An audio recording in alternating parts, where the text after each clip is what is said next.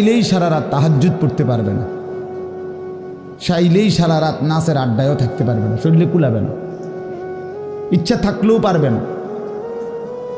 ইচ্ছা করলেই আল্লাহর জন্য জান কোরবানি করে দ্বীনের জন্য কঠিন মেহনত মুজাহাদা করতে পারবে না, এটা স্বাভাবিক। আমার মনে আছে একটা সময় 2.5 ঘন্টা 3 ঘন্টাও পায়ে হাইটা কোথাও মাহফিলে গেছে, এখন আর এটা সহ্য হয় না। তাইলে হায়াতের একটা অংশ আছে মানুষের। এই জন্য প্রিয় ভাই সবাইকে বললাম, তুমি যদি কমপক্ষে নিজের হায়াতের কদর না করো, নিজেকেও যদি কমপক্ষে না বুঝলা, তো কি বুঝলা জীবন? এই সমাজ, এই দেশ, এই জাতি, নিজের এলাকা, পাড়া, মহল্লা, কারো কোনো উপকার করলা না, কমপক্ষে নিজের উপকার তো করো। নিজের ভালো, নিজের কল্যাণ, নিজের জন্য তো কমপক্ষে, যে আমি যে একটা মানুষ, আমি যে সারাদিন 1 ওয়াক্ত নামাজ পড়ি না, সারাদিন মোবাইলের মধ্যে নাচ গান, ছবি, নর্তকীর সিনেমা, নাটক, অশ্লীল দৃশ্য, উলঙ্গ ছবি, সারাদিন সমবয়সী বন্ধুদের সাথে আড্ডা দিলাম, দুষ্টামি করলাম, ফালতু কথাবার্তা করে কাটাইলাম। আচ্ছা, এটা রাত শেষে ঘুমের টাইমে হলো তো মানুষের বিবেকে একটু হলেও নাড়া দেওয়া উচিত, জানি বাস্তবিক অর্থে সারাদিন কি করলাম। এতটুকু দিমাগ যদি, এতটুকু আকল যদি কারো না থাকে, তো এটা সুস্থ মানুষ কিভাবে?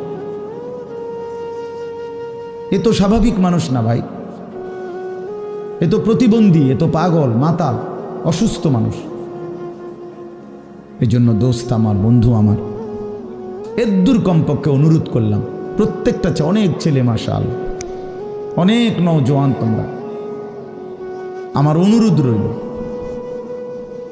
এতটুকু দিল দিয়া ভাইব, নিজেরে নিয়ে শুধু ভাইব, আর কিছু না করো, নিজেরে ভাইব। রাসূলুল্লাহ সাল্লাল্লাহু আলাইহি সাল্লাম বলছেন, এক সাহাবী একদিন নবীজিকে জিজ্ঞেস করছে, হুযাইফা, ইয়া রাসূলুল্লাহ, আমি যদি দ্বীনের উপরে চলতে গিয়ে কখনো এমন হয় যে আমার সাথে কেউ নাই, সবাই আল্লাহর নাফরমানিতে লিপ্ত, আমি শুধু একা, তখন আমি কি করব? আল্লাহর নবী সাল্লাল্লাহু আলাইহি সাল্লাম বললেন, ওয়ালাউ আন তাআদ্দা বিআসলি শাজারাতিন, প্রয়োজনে তুমি একটা গাছের গোড়ালি, শিকড় কামড়াইয়া ধইরা পড়ে থাকবে একা, তারপরও দিন ছাইরো না, আল্লাহকে ছাইরো না, ইবাদতকে ছেড়ে দিও না। সবাই বলতে যাক, সবাই নষ্ট হয়ে যাক, সবাই চরিত্রহীন হয়ে যাক, তারপরও কমপক্ষে নিজের হেফাজত করো।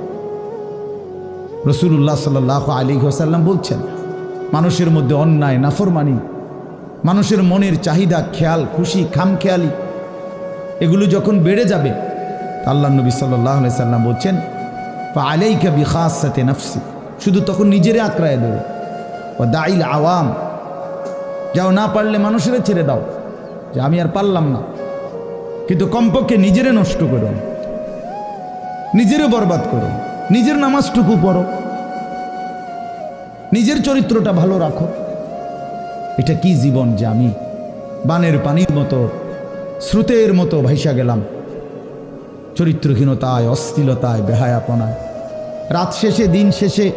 জন্য ভাই আমি এটা অনুরোধ করলাম, আমি আরো পরে বললাম হইলে এখনই বলে ফেললাম, বাস্তবিক যে আমরা যেন প্রত্যেকেই, বয়স্ক মানুষ যারা আছেন, চাচারা, বাবারা, আপনারাও ভাইবেন, শেষ পর্যন্ত হায়াতের শেষ সময় ইনসাফের সাথে চাচা জিন্দিগির হিসাব মিলায়েন।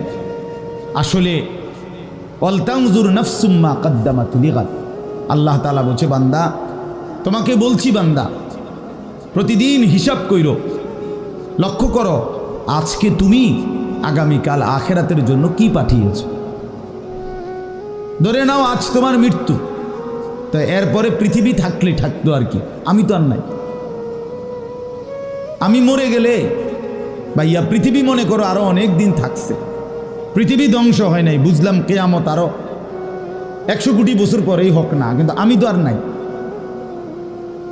আমার হায়াত তো শেষ, আমি তো আর পৃথিবীতে ফিরব না কোনো। তাই এরপরে পৃথিবীর সবাই যদি চাঁদের দেশেও চলে যায়, আমার কি লাভ? এরপরে মানুষ সব যদি স্বর্ণের বাড়িতেও থাকে, আমার কি ফায়দা?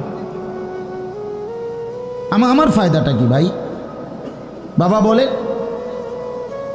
সুদের টাকা দিয়া, ঘুষের টাকা দিয়া, হারামের টাকা দিয়ে, আল্লাহর নাফরমানি করে, অবৈধ পন্থায় হারাম রোজগার করে ঘরবাড়ি দিয়ে গেলেন, ছেলে পেলে করে, তো ছেলে পেলে করে দিয়ে গেলেন, কিন্তু আপনি তো থাকতেন না। আপনি তো খুব অল্প সময়ের ব্যবধানে কবরে চলে যাবেন, তো সেই কবরে কেমনে থাকবেন?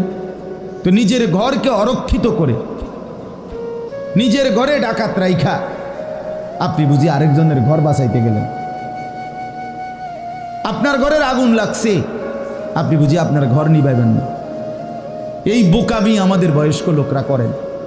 শেষ বয়সে হারাম টাকা, সুদের টাকা দিয়া, অবৈধ টাকা দিয়া, কিস্তিতে টাকা দিয়া ঘর করে দিছে, জমি কিনে দিছে, বাজারে ভিট লইয়া দিছে, দোকান নিয়ে দিছে, বিদেশ পাঠাইয়া দিছে, বাপ হিসাবে 12 লাখ টাকা সুদে নিছে, কিস্তিতে নিছে। হায় মুসলমান, কি করলেন? ওই বিদেশ যাইতে যাইতে যদি আপনি মরে যান, এরপরে এই টাকা, এই হারামের টাকা দিয়ে আপনার কবর কি হবে? তো নিজের ঘর, নিজের কবর বরবাদ করে দিলেন কেন চাচা? এই জন্য দয়া করে বয়স্ক চাচা আপনাদেরকেও বলি, নিজের উপরে রহম করেন। 60 বছর বয়স, এখনো বিড়ি সিগারেট খান, তো ছাড়বেন কোন দিন? 60 বছর বয়স, এখনো চা দোকানে বসে বসে রঙিন টেলিভিশনে নাচ গান দেখেন, তো ছেড়ে দিবেন কোন দিন চাচা? হ্যাঁ, আপনি মরবেন কোন দিন? কবরে যাবেন কোন দিন? এখনো সময় হয় নাই। আখিরাতের কথা মনে পড়বার টাইম আজও হয় নাই। 60 বছরও কবরের কথা মনে পড়লো না। আহা, কি পাষাণ!